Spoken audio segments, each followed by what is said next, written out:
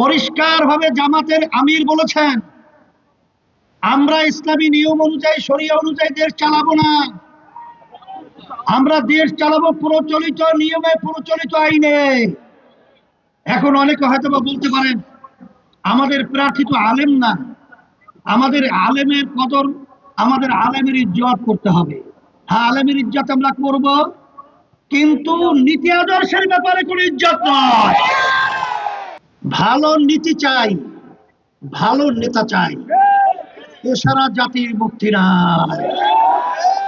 আজকে ইসলামী আন্দোলন বাংলাদেশ, আপনারা জানেন যে একটাই বাক্স বাংলাদেশের মধ্যে, যেটা ইসলামকে প্রতিষ্ঠার জন্য, বাংলাদেশের মানুষের মুক্তির জন্য, এবং বিশেষ করে বারবার যারা ক্ষমতায় গেছিল তাদের মাধ্যমে হাজার হাজার মায়ের কোন সন্তান হারা হয়েছে, সেই শব্দ এখন আমাদের কানে দুলিত হচ্ছে। যখন মা চিৎকার করে বলছিল, আমার সন্তান কয়েকদিন পর্যন্ত আমাকে মা বলে ডাকতে না, এই চিৎকার আর আমরা শুনতে চাই না। আমাদের দেশে টাকা বিদেশে পাচার হোক, এরা চাই না। হাজার হাজার লক্ষ লক্ষ মানুষ তাদেরকে মিথ্যা কেসের মাধ্যমে তাদের সংসার বিলীন করবে, এটা দেখতে চাই না। এই জন্যই পরিবর্তনের জন্য এত বড় ঝুঁকি নিয়ে ইসলামী আন্দোলন বাংলাদেশ এককভাবে আজকে ইসলামের পক্ষে হাত পাকা প্রতীক নিয়ে আল্লাহর ফজলে 258 আসনে আল্লাহর রহমতে আমরা প্রতিদ্বন্দ্বিতা করছি। আমি সারা দেশে বিভিন্ন জায়গায় ঘোরার পরে আমি যারা দেখেছি, অনেকে মনে করেন আমরা একা হয়ে গেছি। না, আল্লাহর ফজলে আমরা একা হই নাই, আমাদের সঙ্গে আল্লাহ আছে।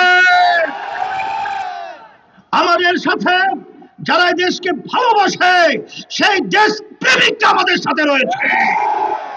যারা ইসলামকে ভালোবাসে তারা আমাদের সাথে রয়েছে।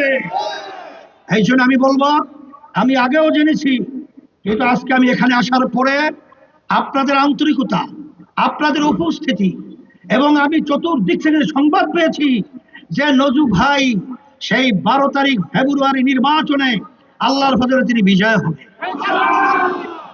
আজকে এখানে আসার পরে, আপনাদের অবস্থান দেখার পরে আমার মন বলছে যে আল্লাহর রহমতে সেই 12 তারিখ ফেব্রুয়ারির নির্বাচনে হাত পাকা নজু ভাই বিজয় হবে।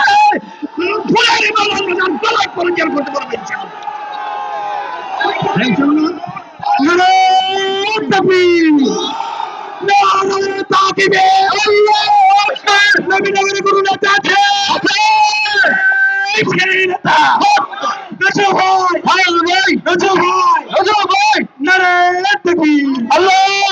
এখন কথা বেশি লম্বা না বলে সংক্ষেপ বলছি।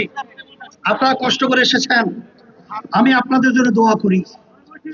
আমি আপনাদের কাছে দোয়া চাই যে আমরা সব একাকার হয়ে আমরা যেন এই সুন্দর দেশটা করতে পারি, বিশেষ করে আমাদের এই নবীনগর করতে পারি। আমাদের ভাই এবং আমাদের ভাই যে কথাগুলো বলেছে, আল্লাহ যেন সেই কথা অনুযায়ী বিজয় হওয়ার পরে আপনাদের পাশে থেকে আপনাদের খেদমত করতে পারে। আল্লাহ তৌফিক দান করুন।